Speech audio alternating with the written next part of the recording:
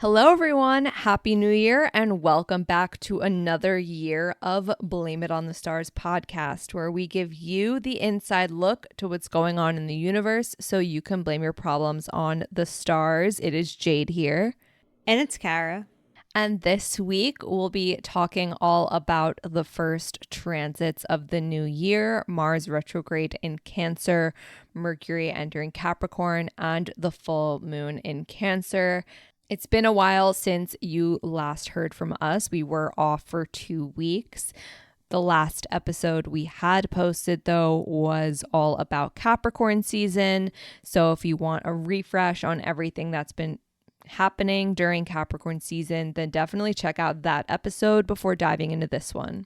And just to give you a heads up, next week we will tell you everything that you need to know about Aquarius season and how it affects you. And with that being said, let's dive into the episode.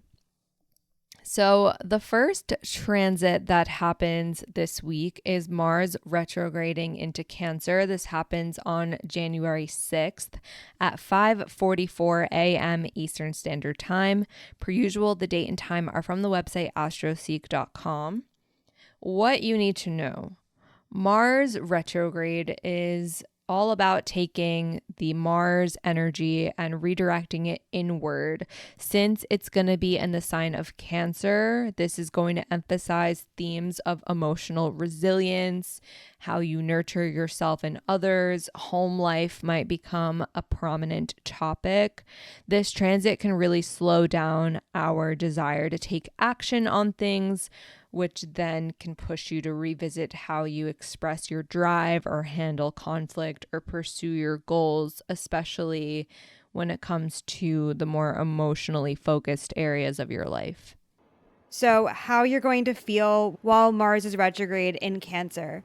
During this time, you might experience more mood swings than usual. Mars energy is known for being very fiery and sometimes easily frustrated. However, while it's in the sign of Cancer, you might be a little bit more cautious and also more in tune with your emotions. So this can make you more aware of your emotions and the things that are coming up for you, making it a good time to reflect and focus on your own healing. So where is this transit going to show up in your life and how is it going to manifest? Themes around home, family, your own personal security, and emotional boundaries are going to become more prominent. So if you've been avoiding conflicts or have unresolved issues in those areas pertaining to home, family, or boundaries, this retrograde is going to encourage you to confront them with patience. What will become important to you? While Mars is retrograde in Cancer, there's going to be a shift to focus more on creating a sense of safety and security for yourself. Because there will be different emotions and things coming up, you might find that you're more driven to really focus in on yourself and focus more on self-care. This can also be a good time to reassess any challenges that come up, whether that be in your personal life or your relationships. If you're wondering how long this retrograde will last, Mars will station direct in Cancer on February 23rd at 9 p.m. Eastern Standard Time. So you have between January 6th and February 23rd to experience Mars retrograde in Cancer. And as always, there are certain signs that will be more affected than others. The signs that are most affected by Mars retrograde in Cancer will be Cancer, Capricorn, Aries, and Libra placements, Sun, Moon, Rising, Mercury, Venus, or Mars placements only. Now, there are some key dates you're going to want to pay attention to. These are the aspects Mars will make while it retrogrades through Cancer. The first is going to be January 12th. Mars retrograde will trine Neptune, which is a little bit more of a softer energy that you'll be feeling that day. This is a good day to connect to your inner self and find inspiration when it comes to finding emotional or artistic outlets for your feelings. And then on January 23rd, Mars will be sextile Uranus. Uranus can always bring about some unexpected changes and new opportunities. However, because this is happening during the retrograde period, it might be more about looking back on past actions or goals that you set for yourself and maybe having some type of realization about it or discovering a new approach to achieve that goal. So just be sure to stay flexible and open to any new ideas or changes around this time. And then lastly, on February 9th, Mars retrograde will trine Saturn, which is a very stabilizing energy that can help you focus on your long-term goals. So this is a time to find ways to progress when it comes to resolving some ongoing issues, as well as finding ways to stay disciplined in a way that feels comfortable for you. The next thing that happens this week is Mercury entering Capricorn on January 8th at 5:30 a.m. Eastern Standard Time. What you need to know. Mercury in Capricorn brings a very grounded and practical approach to when it comes to how we communicate and make decisions. This transit encourages you to think carefully, to plan, and to focus on results. So this can be a really good time to organize your thoughts, tackle any big projects, or speak with authority when the situation calls for it. So while Mercury is in Capricorn, you might notice that you're feeling more serious, focused, and deliberate in the way that you are processing information and expressing yourself. Your conversations and ideas might also be more centered on practical things, your career, finances, or even your long-term goals. Overall, you will be more focused on getting to the center of any problems or situations going on so that you can focus on what really matters the most. So how will you notice Mercury and Capricorn in your life? Where is it going to show up?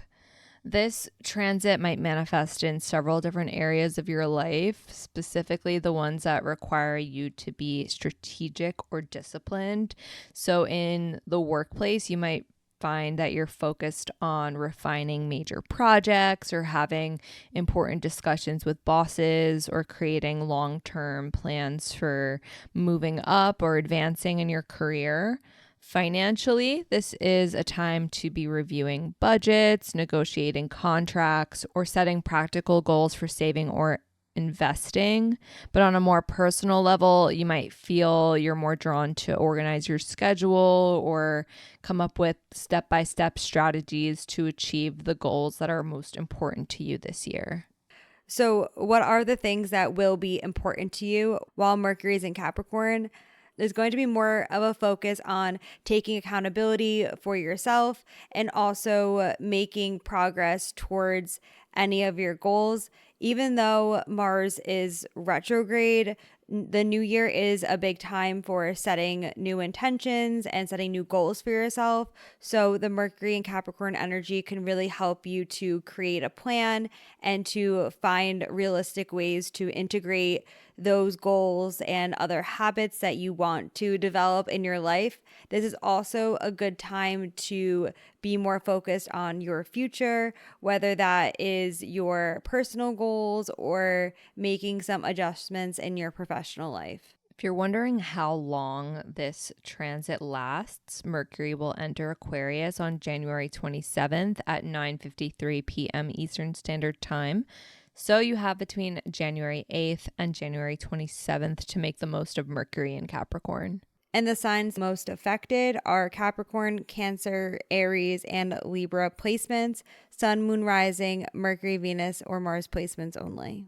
And of course, there are some key dates you're going to want to pay attention to. These are the aspects that Mercury will make while it moves through Capricorn. The first is on the day that Mercury enters Capricorn. We have Mercury squaring the North Node. This is January 8th, by the way, which can cause a moment of tension where you're questioning if your plans align with what you feel is your purpose.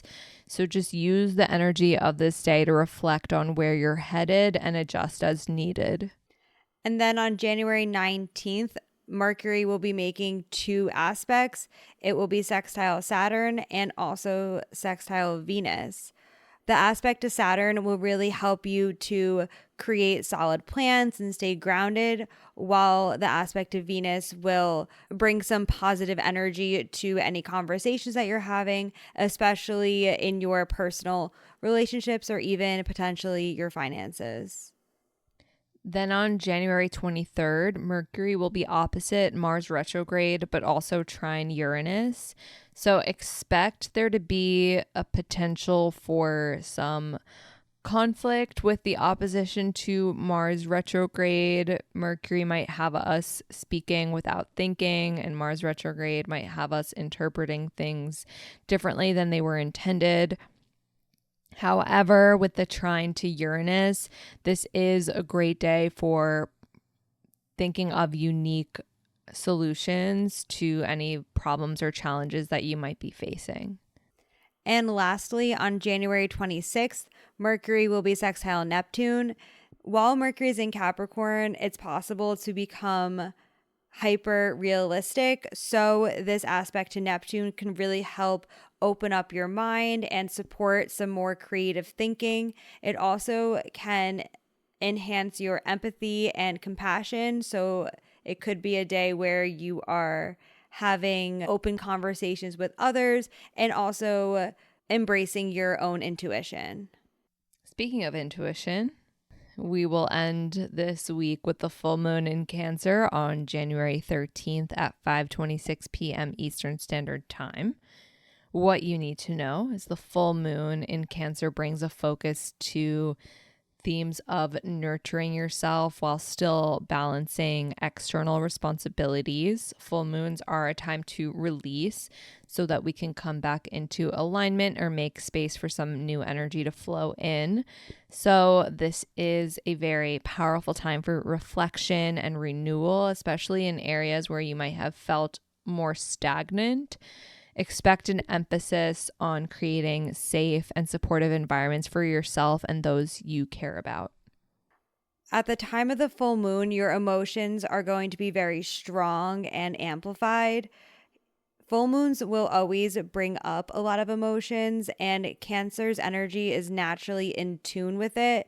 So just know that in general, there's going to be a lot of feelings, and it's a great time to really connect with the things that are coming up for you.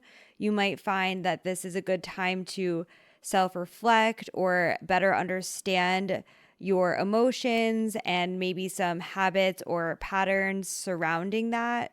It's also an opportunity to let go of any lingering emotions that no longer serve you so that you can focus more on healing.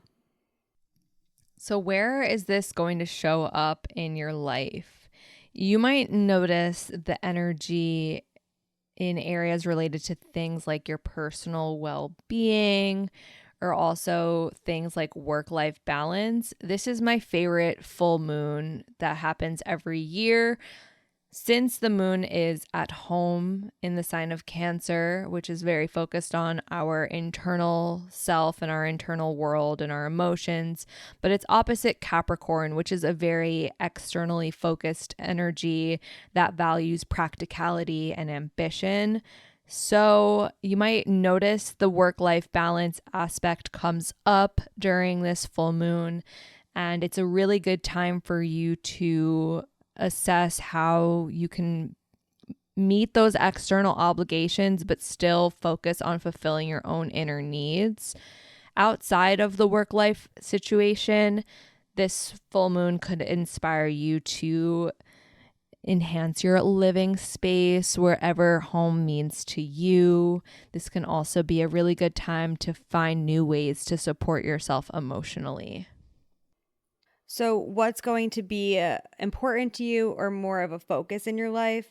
Your focus is going to shift to building strong foundations for yourself, whether that's your relationship with yourself or even just your surroundings.